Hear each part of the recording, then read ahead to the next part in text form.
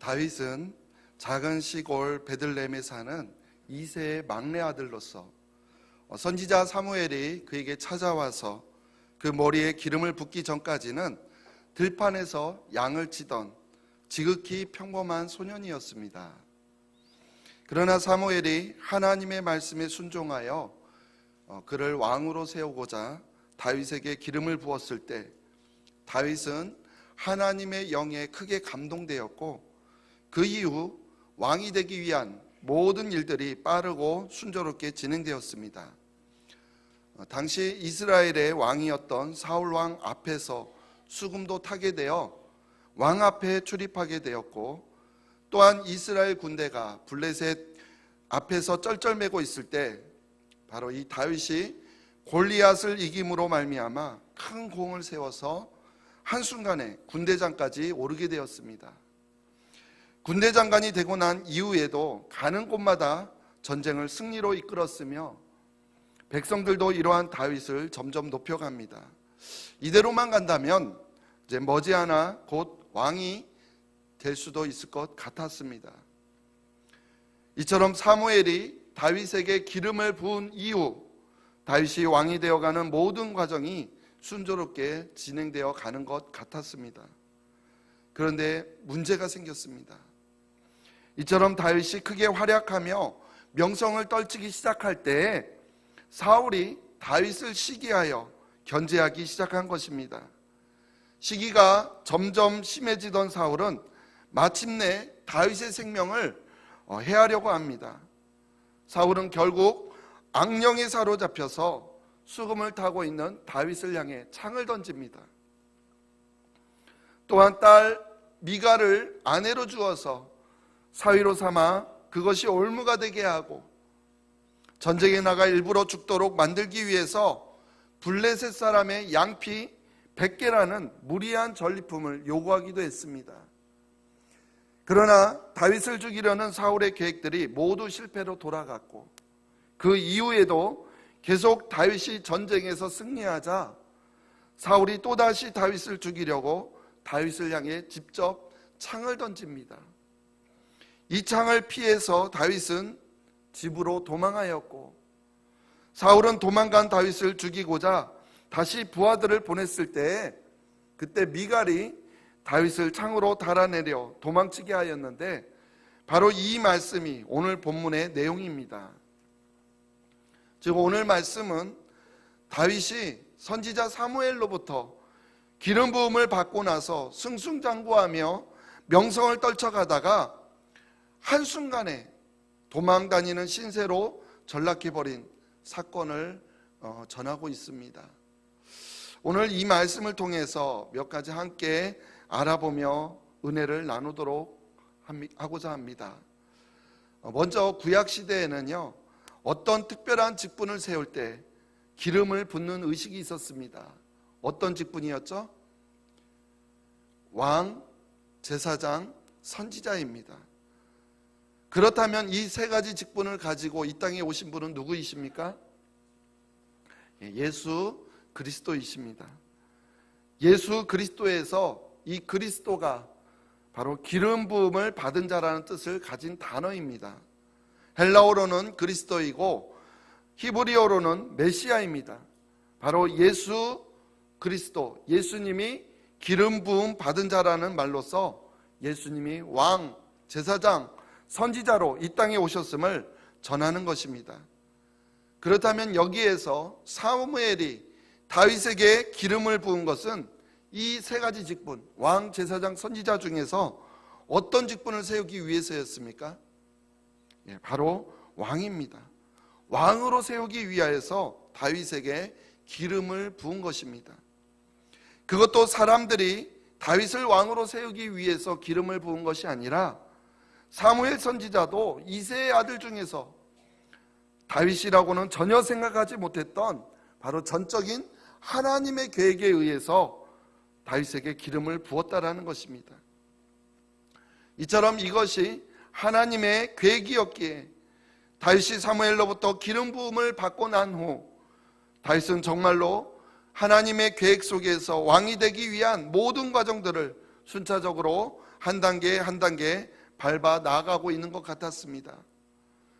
그런데 그렇게 모든 일이 순조롭게 진행되는 것 같았던 다윗이 무슨 일인지 갑자기 왕이었던 사울의 시기와 질투를 사게 되었고, 결국에는 악령에 사로잡힌 사울은 다윗의 생명까지 해하려 해서 다윗은 마침내 도망다니는 신세가 되었다라는 것입니다.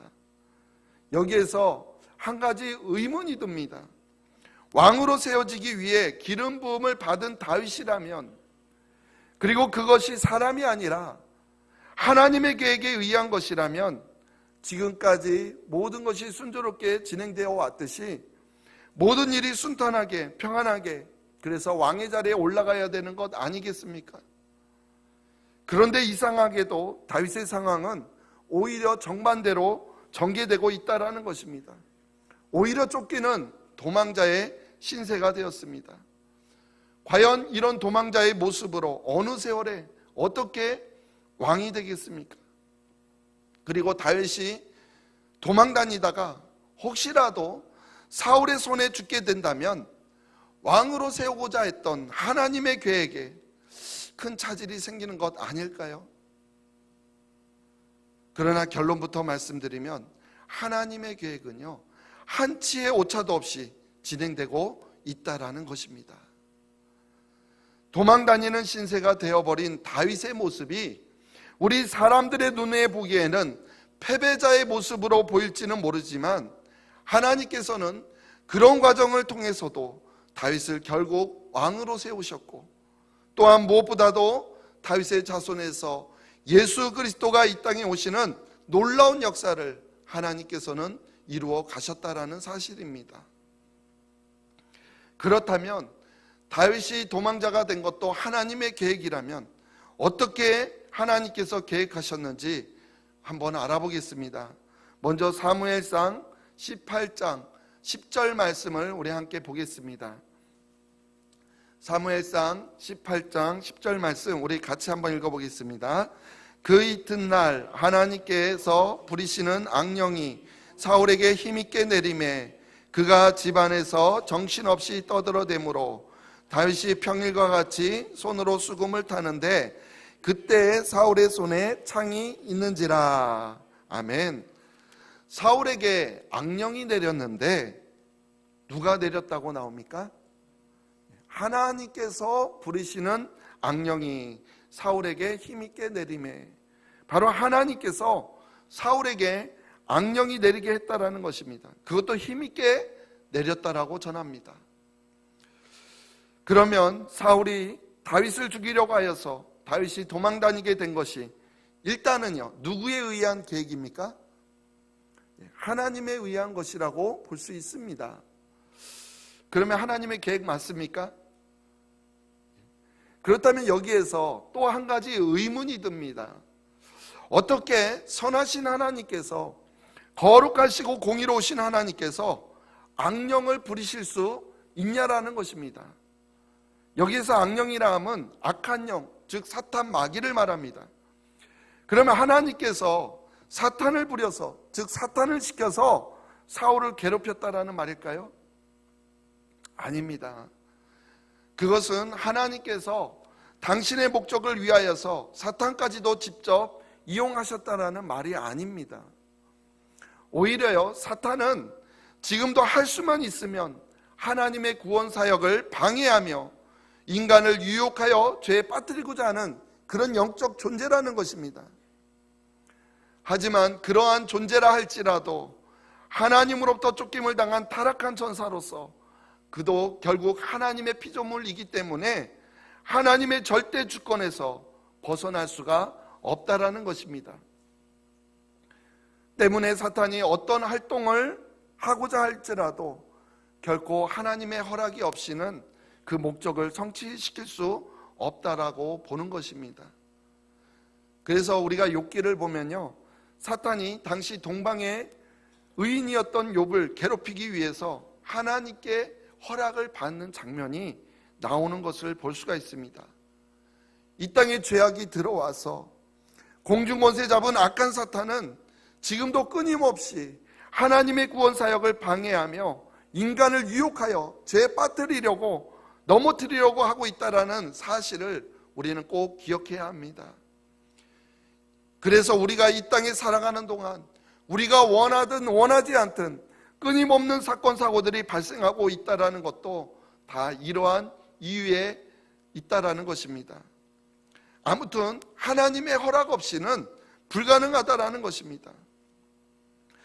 이스라엘 백성도요, 출애굽할 때 애굽의 바로 왕은 사탄의 도구였습니다. 그러나 하나님께서 바로의 마음을 완강하게 하셨다라고 말씀하고 있습니다. 하나님께서 바로를 도구로 사용하셨다라는 것입니다.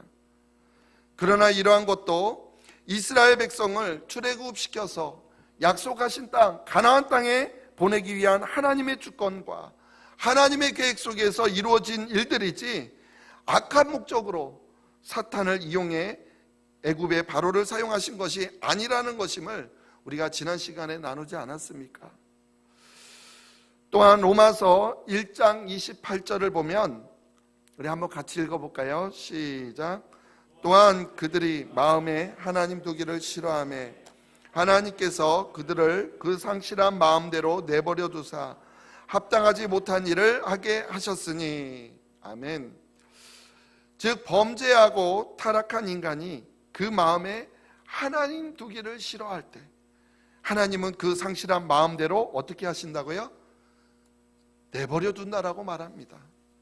이때 바로 사탄이 그 마음 속에 들어가는 것입니다. 즉 우리가 우리 마음에 하나님 두기를 싫어할 때 바로 사탄이 우리 마음 속에 들어온다라는 것입니다. 이처럼 사울이 교만하여져서 하나님과 멀어졌을 때 사탄이 그를 괴롭히도록 하나님은 내버려 두셨다, 바로 묵인하셨다라는 것입니다. 이러한 관점으로 볼 때 이렇게 사탄이요 사울 왕을 괴롭히도록 묵인한 것조차도 결국 하나님의 주권하에 이루어진 것이기에 하나님의 부르신 악신이라고 오늘 말씀에서 그렇게 표현하고 있는 것입니다. 이와 같이 하나님이 묵인하는 것을요 신학 용어로 하나님의 육이라고 말하지만 그렇기 때문에 결국 사울이 악령에 사로잡혀서 다윗을 죽이려 하여 다윗이 도망자 신세가 된 것도 결국에는 합력하여 선을 이루시는 하나님의 계획에 의한 것이라고 볼 수 있다라는 것입니다. 그러면 왜 하나님께서 무엇 때문에 다윗을 도망다니게 만든 것일까요? 그렇게 다윗을 도망자 신세로 만든 이유가 도대체 무엇일까요? 사무엘상 15장 35절을 보면 하나님께서 사울을 이스라엘 왕으로 세우신 것을 후회하셨다라고 말씀하시는 부분이 나옵니다. 우리 한번 같이 찾아서 읽어볼까요? 사무엘상 15장 35절입니다. 우리 한번 같이 읽어보겠습니다. 사무엘이 죽는 날까지 사울을 다시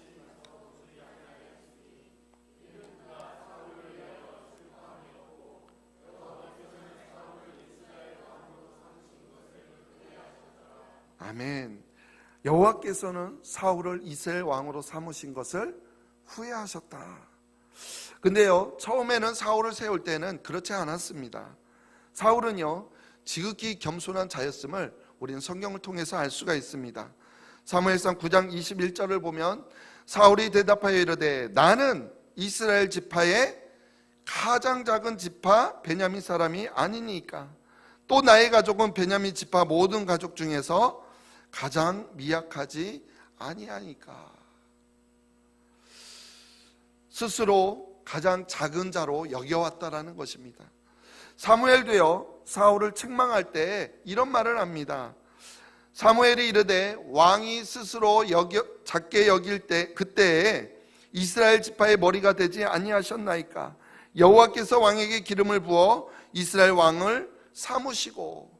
이 말씀은 사무엘이 사울의 잘못을 책망하는 말이지만 그러나 이 말 속에서 사울 왕이 예전에는 겸손하였던 자였음을 우리는 알 수가 있습니다. 왕이 스스로 작게 여길 때 그만큼 겸손했던 사울이었는데요, 왕이 되고 나서 교만해졌고 무엇보다도 하나님의 말씀에 불순종하는 그런 모습을 보였다는 것입니다. 이러한 사실을 통해서요, 우리가 한 가지 깨닫게 되는 것은 이처럼 사울을 세운 것을 후회하신 하나님께서 다시 세울 왕 다윗에게는 똑같은 그런 전철을 밟지 않게 하기 위하여서, 또한 좀 더 큰 그릇을 만들기 위하여서 이렇게 낮아지는 훈련을 시키신 것이 아닐까요? 즉 다윗도 왕이 되었을 때 그도 사울처럼 교만해져서 하나님과 멀어질까 봐 하나님께서 이러한 연단의 방법을 택했다라는 것입니다. 우리 욥기 23장 10절 말씀 같이 읽어볼게요. 그러나 내가 가는 길을 그가 아시나니 그가 나를 단련하신 후에는 내가 순금같이 되어 나오리라. 아멘. 바로 이러한 연단의 과정을 통하여서, 이러한 연단의 과정을 거쳤기에 바로 그는 위대한 왕이 되었고, 무엇보다도 하나님 마음에 합한 자가 되어서 모든 왕의 선함과 악함의 기준이 되었고, 가장 중요한 것은요, 바로 그의 자손에서 예수 그리스도가 이 땅에 오셨다라는 사실입니다. 도망자의 신세라 할지라도 그것조차도 하나님의 계획 속에 포함된 것입니다. 때로는 고난까지도 합력하여 선을 이루시는 하나님이심을 우리는 다시 한번 깨닫게 됩니다.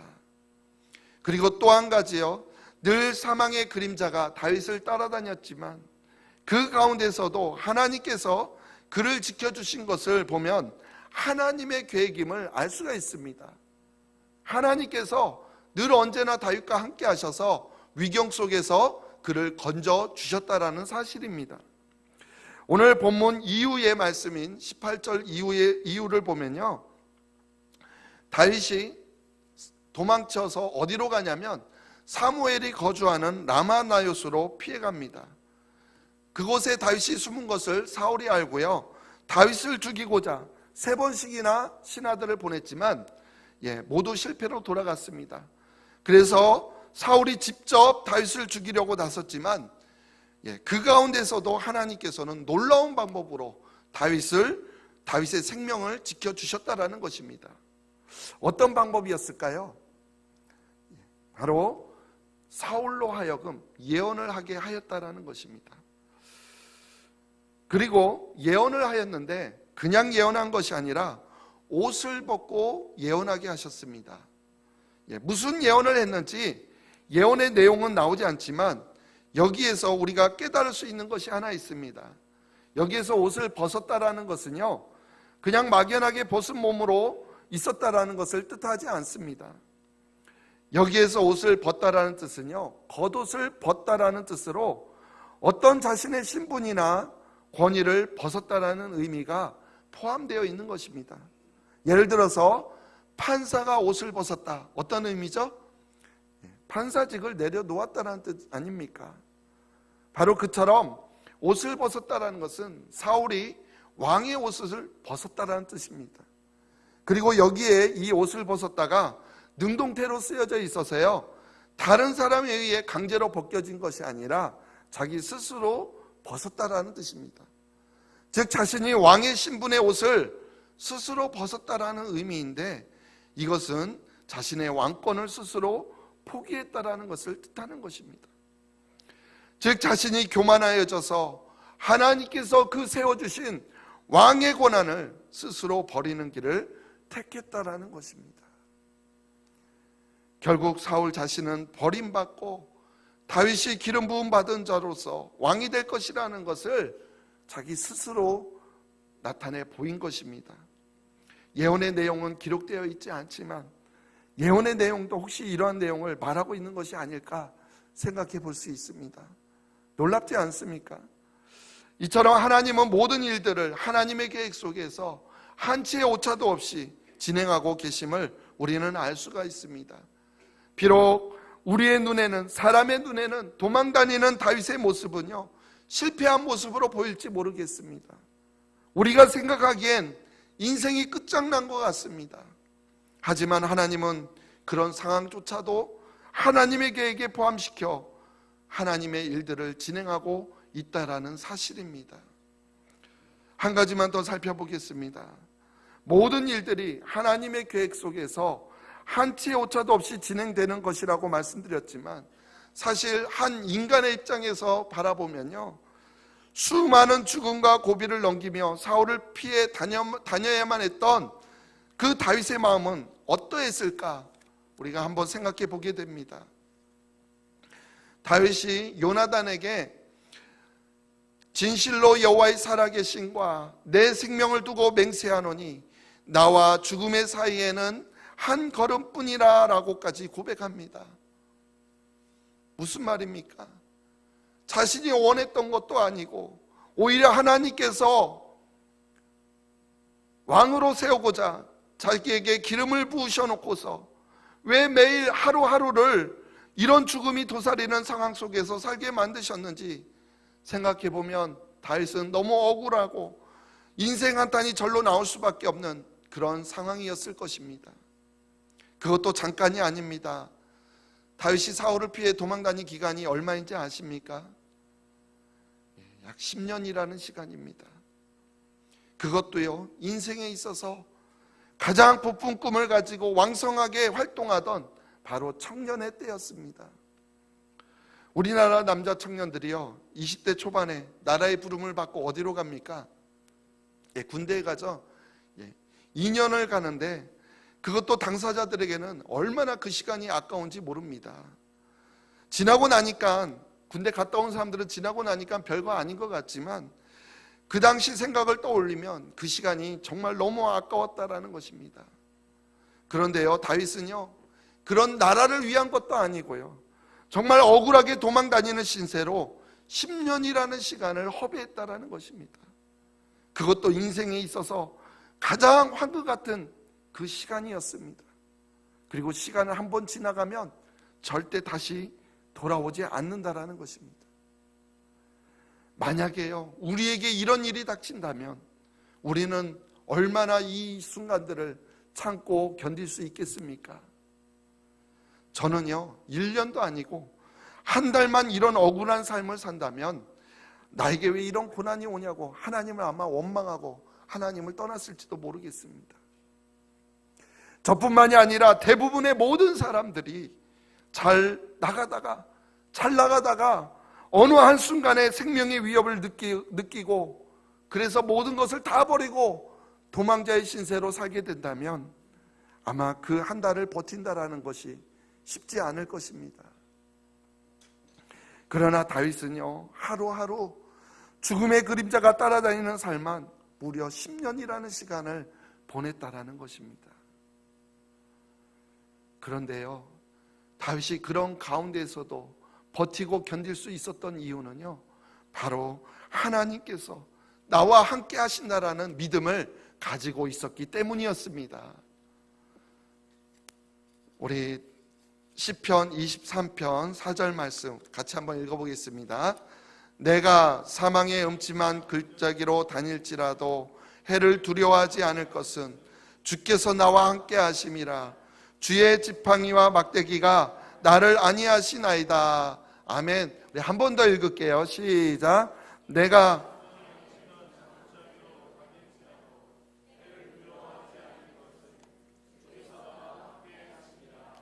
주의 지팡이와 막대기가 나를 안위하시나이다. 아멘. 다윗의 이러한 고백의 시가 더 아름다운 이유는요, 나는 이런 믿음을 갖고 있습니다, 그런 믿음의 고백으로 생각하면서 쓴 시가 아니라는 것입니다. 실제로 하루하루 사망의 음침한 골짜기를 다니는 그러한 살얼음판 위를 걷는 삶을 살고 있는 진짜 그 사람이 실제 고백하는 시이기 때문에 정말 이 시가 그 어떤 것보다도 아름다운 이유가 있지 않나 싶습니다. 말씀을 마치겠습니다. 나를 통해 놀라운 계획을 가지고 계신 하나님, 무엇보다도 나와 함께 하시는 하나님, 그 하나님과 동행하며 나에게 어떠한 고난이 온다 할지라도, 어떠한 환난이 온다 할지라도 우리는 그 하나님을 바라보며 더 나은 미래의 소망을 바라보며 믿음으로 승리하며 나아가는 저와 여러분들 모두가 되시기를 간절히 주님의 이름으로 축원합니다.